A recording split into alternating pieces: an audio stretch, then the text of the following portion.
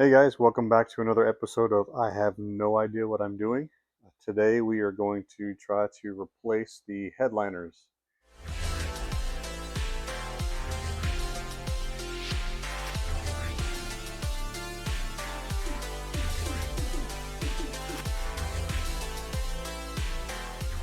Right now I have the binnacle out and the steering wheel off and the driver's seat out so that I could lay down in there to remove the binnacle.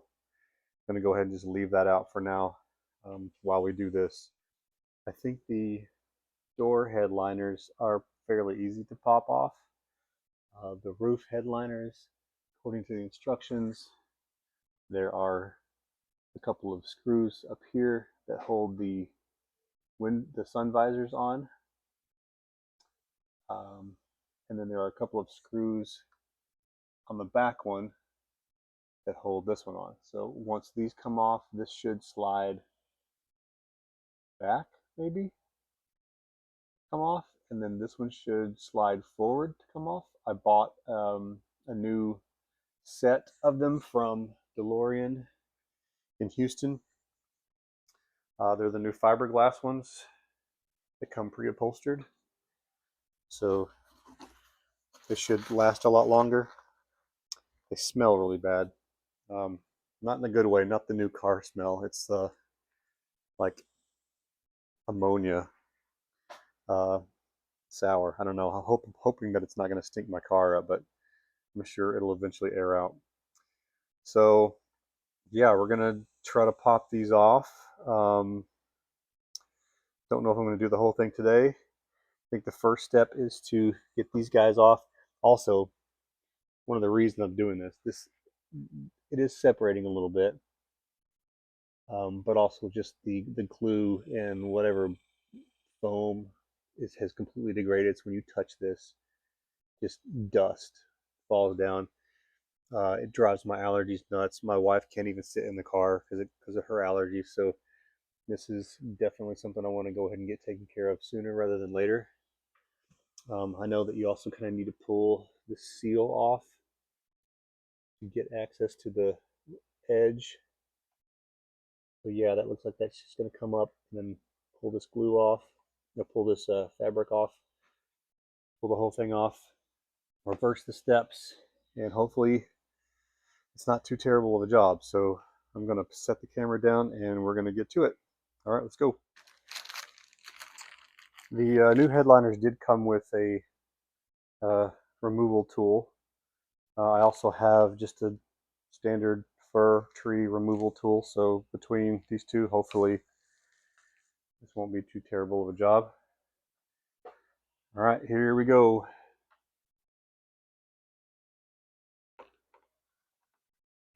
I'm just kind of looking around to see where I can start.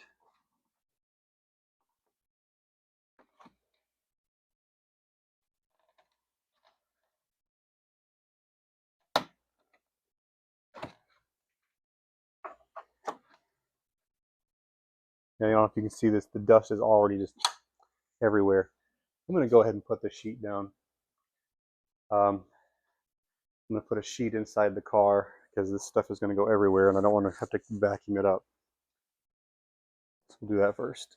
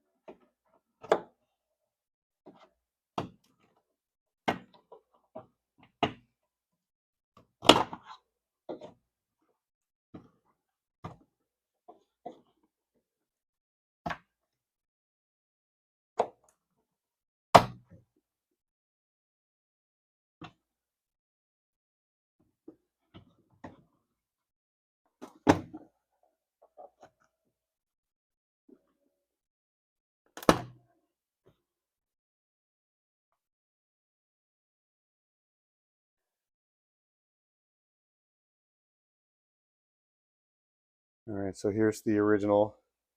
It is that fiberboard or cardboard form. It's pretty nasty. So we're going to set this off to the side. I only lost one fir tree. I'm not trying to be too careful with them because they're going in the trash. But I'm more concerned about damaging the liner and the trim and the upholstery. So this being an 81, I'm not expecting a whole lot of graffiti or they call them DeLorean cave drawings in the panels here. It was a little too early for any of the political stuff or the maybe some initials, or I'm not sure. I haven't found anything yet, but this is one of the first panel I'm pulling off. So, all right, that wasn't too bad. Go ahead and do the other door. Same process.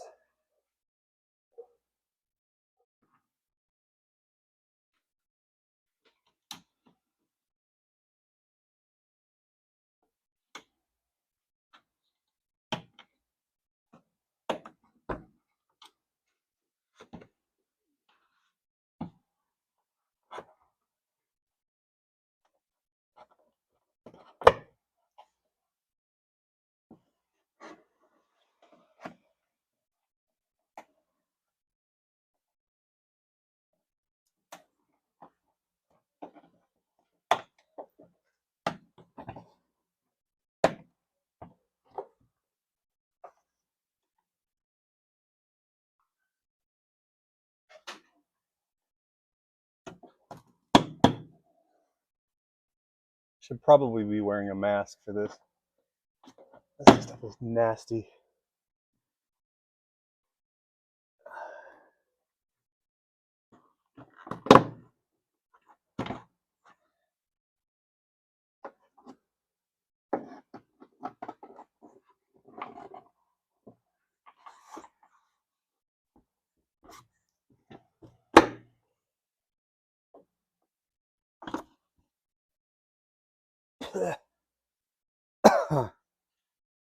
This is what you're looking at when you take these off. It's just degraded completely. Dust everywhere. So that is, yeah, good thing, good call about putting the sheet down. So there is something in here. Let's look at this. What is this?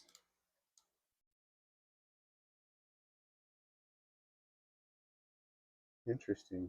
Ooh, like a treasure map. What is this? That looks like some mice chewed it up, but it was up in the door headliner. That's really strange. How would mice get up in there? Let's see. You guys are gonna figure out what this is, so right along with me. Okay.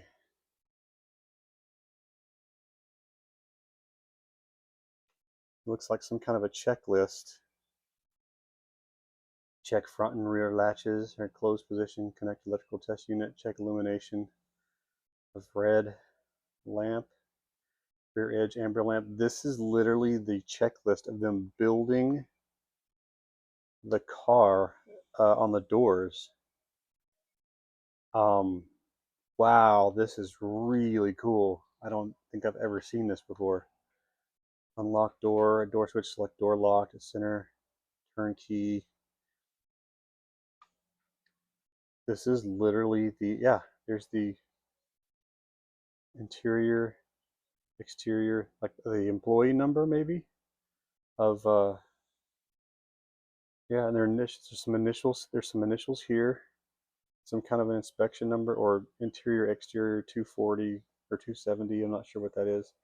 It's a shame the rest of it's chewed off. At some point, a mouse got in here and ate this. It's really bizarre to me that a mouse would be in that well of the headliner, of the door headliner. There's a PF written here. I'm gonna put this down so it doesn't get blown away and destroyed. That's really cool. That's like a part of history there. Okay, so we have PF written here. I don't know if you can see that.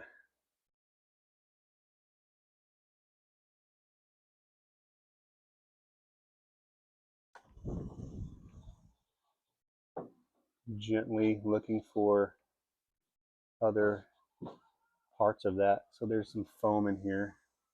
I don't want to cut my hand up. Okay, got that. Okay, so it's foam that sticks here. This foam is actually still in really good condition. I may reuse this for the new ones. Here's the other piece. So those have just fallen off over the years. This glue deteriorated.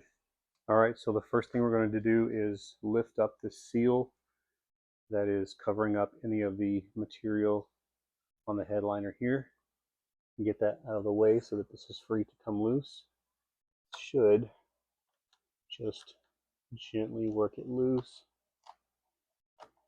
I don't believe it's glued down anywhere. Shouldn't be anyway.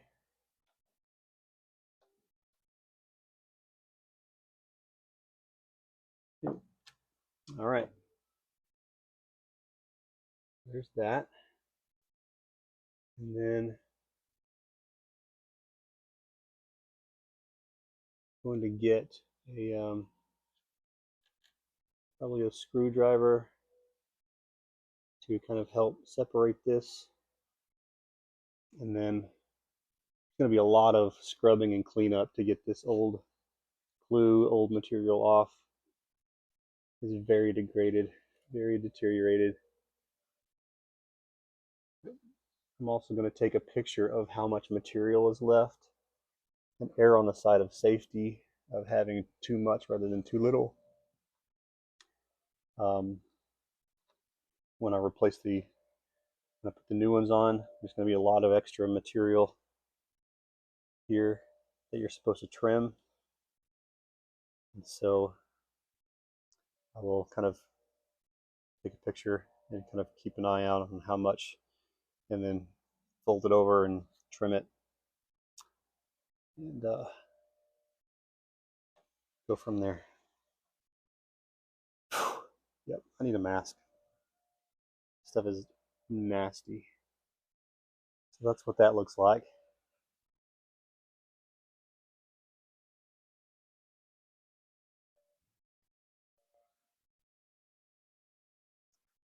And then next step is to remove the sun visors so I can pull the front off.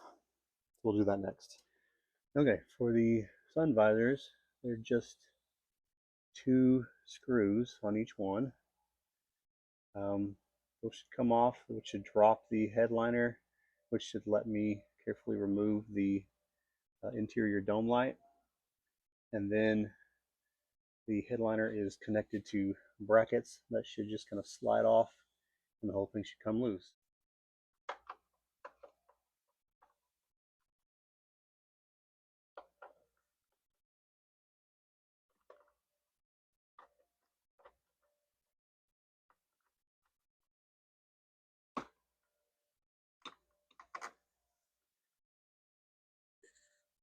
There's one.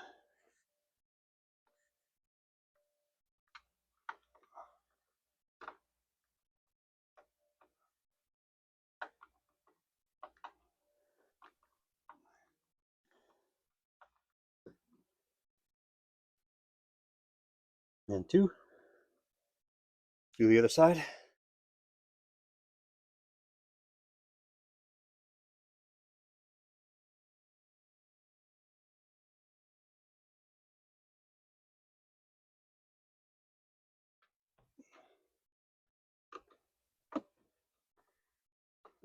So it's caught here on this trim. Okay, I can just pull it forward. gentle. Oh, I forgot to pull the trim off the other door. Let's go do that real quick.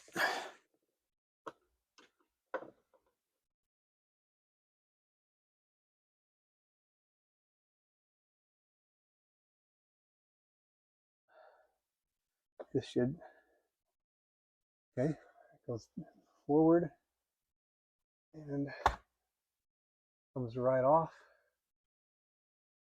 And then we're going to stop and take a picture of this wiring. Okay, so I pulled the wires off and took a photo first so that I don't accidentally get them mixed up. Basically, it's purple on the left, and then on the right side, you got purple and white in the front and black in the back. So he got here, it's like A81, and I'm going to very gently try to pry this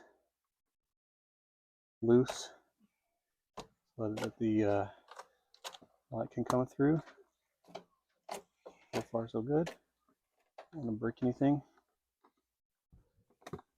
Oh, there it goes. Okay, so this front one is now out of the car.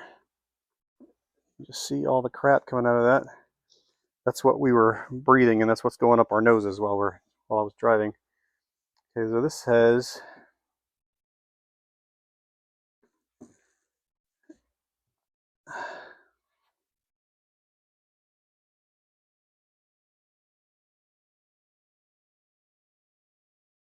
at a 6/4/81. So being Northern Ireland, that's going to be day, month, year.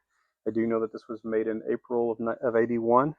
So it's going to be April 6th, 1981 with the initials YA. Super cool. All right. On to the next spot.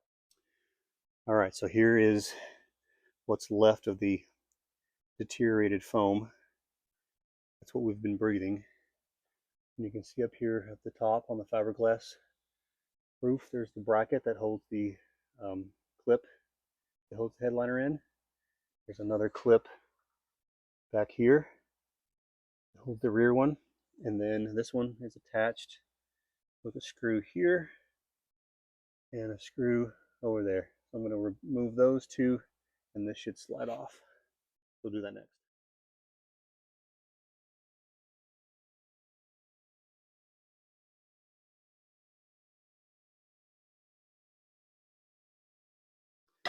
Okay, with those two screws removed, this one should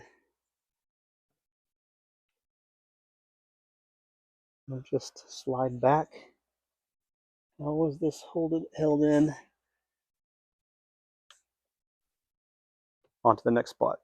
Okay, it slides forward.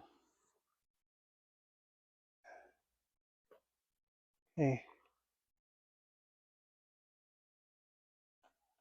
A piece of straggling material hanging onto there.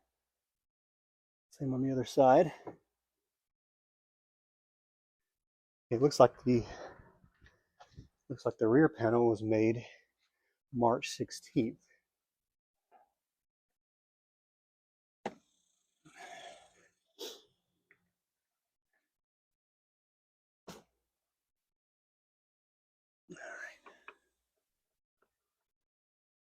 So here are the old headliners. It's that cardboard, pressed laminated cardboard stuff. No water damage, so it hasn't been deteriorated too much, but the 16th of March, 1981 for the rear. And the 6th of April, 81. And YA made this one. DeLorean wants you to send these brackets back, so I'm just going to cut those off and send them back. It's a $25 core refund because they reuse them, which is cool. These are not reusable. They're just junk, so to be able to at least reuse these as old stock to be repurposed is pretty cool to me. So they're attached by pop rivets. So you're not required to remove those. You just cut the cardboard and mail them back. So I'll do that. All right, so apart from this nasty material that's in here and this mountain of dust, the headliners are removed. So this bracket, the rear one slides forward. They both slide forward to come off. It looks like there's some tape up here. I may check this to make sure that this is still secured.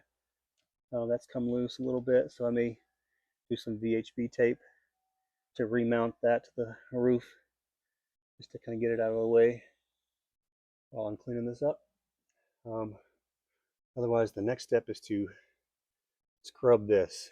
Probably not going to film that because it's going to be just hours of me scrubbing this off and trying to get that clean. So we'll report back after I've figured out how that's going to work.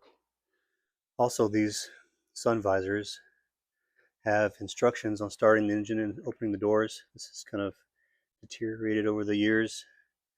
I might make a new one, or DIY Dad on YouTube makes laser etched legends and badges for like the engine and the engine bay. Maybe I'll talk to him about possibly making one for this. That would be kind of cool to have a nice, neat stainless steel looking laser etched version of this. We'll see. All right, I'm going to start with just a scraper.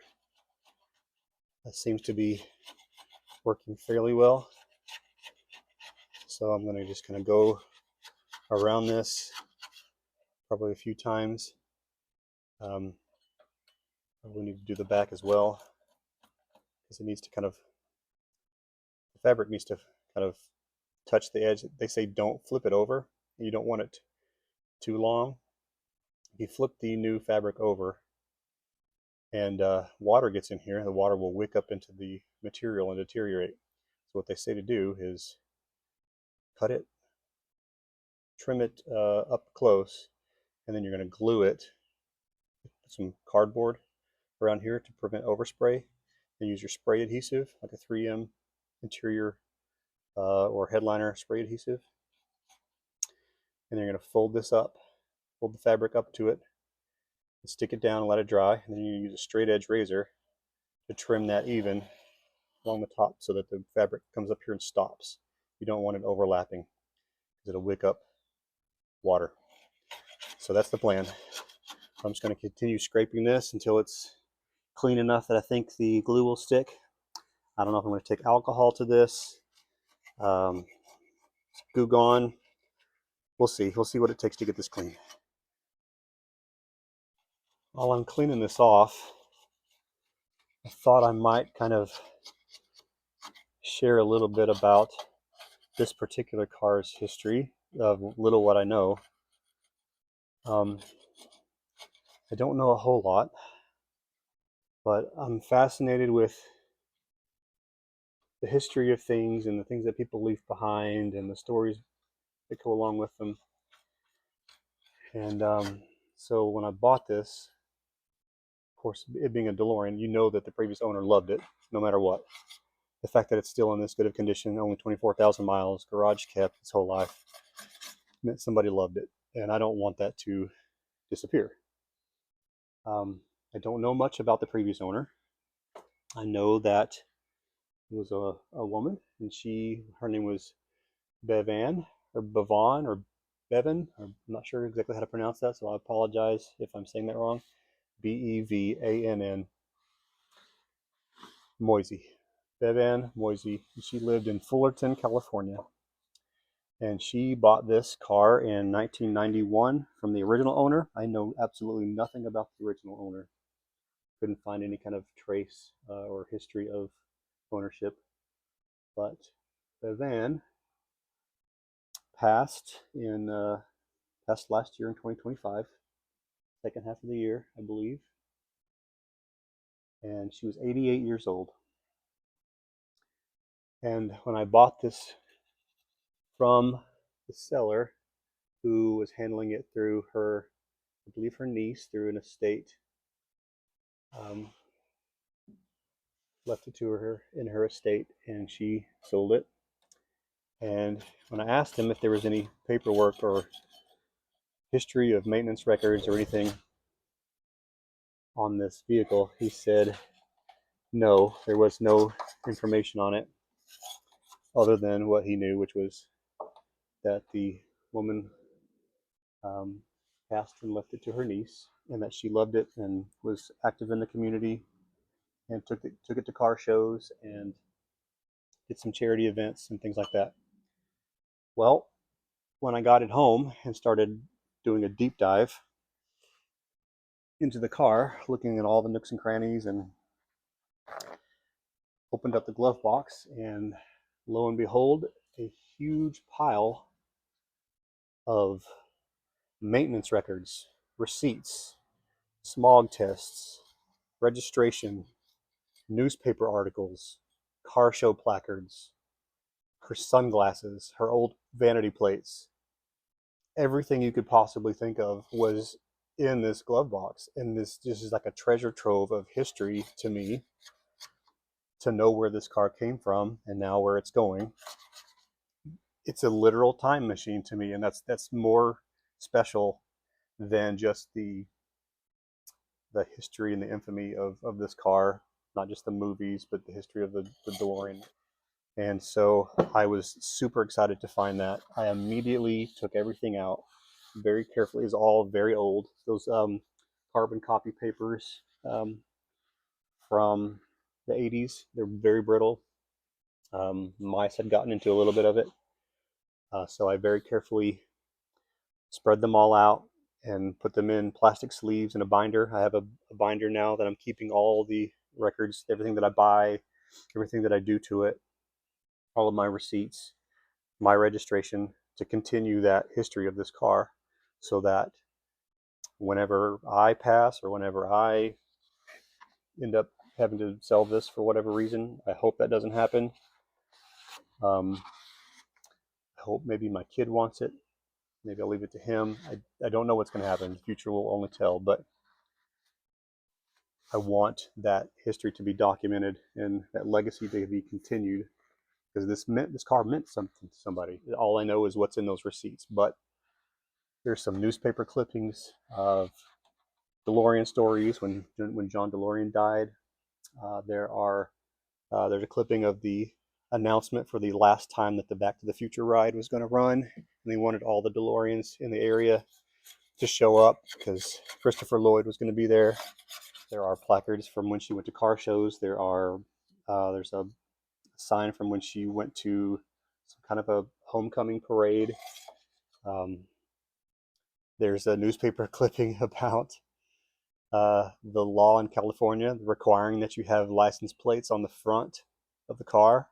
And she had written in a note on that newspaper clipping stating that she spoke with a local police officer, and he told her specifically and cited the law that because this car was considered a classic and did not have a frame mount on the front, that it did not require a front plate. And she wrote down his name just in case she ever got pulled over for not having a front plate. She could pull this newspaper clipping with the name of the officer that told her it was okay. Just stuff like that is just so fun to me. I love that. Um, there's newspaper articles that other people sent her about the DeLorean with notes saying, "Hey, Bev, I thought maybe you would be interested in reading this," and she kept it. Um, every time she took it in, I could see when she replaced the alternator. I could see when she replaced the fuel lines the first time. I can see when she did the tie rods. I can see when she did new ball joints. Um, it's all there. So like I couldn't ask for more for this. Anyway, I just thought it would be interesting to kind of share a little bit of that history of this specific car. And yeah, I'm going to continue documenting its journey as I work on it and try to get it back to restore it back to its former glory as much as possible. It's already in fantastic shape, but little things like this that just wear out over time uh, need to be replaced. So that's what we're doing. Anyway, thought you guys might enjoy that. All right, this side's cleaned up. It wasn't too terrible. I'm going to rub it down with alcohol. I did use a little bit of Goo Gone, which is supposed to release adhesive, so that's going to make it hard for the new adhesive to stick. So I am going to do alcohol and some acetone or something to strip that off so that it's this white that you see is literally me scraping the paint off of the fiberglass. So it's just raw fiberglass there. I think that's probably good enough. I'm going to go ahead and do the other side. And it's going to be, I'm going to call that for today. And then tomorrow we'll replace the new headliners.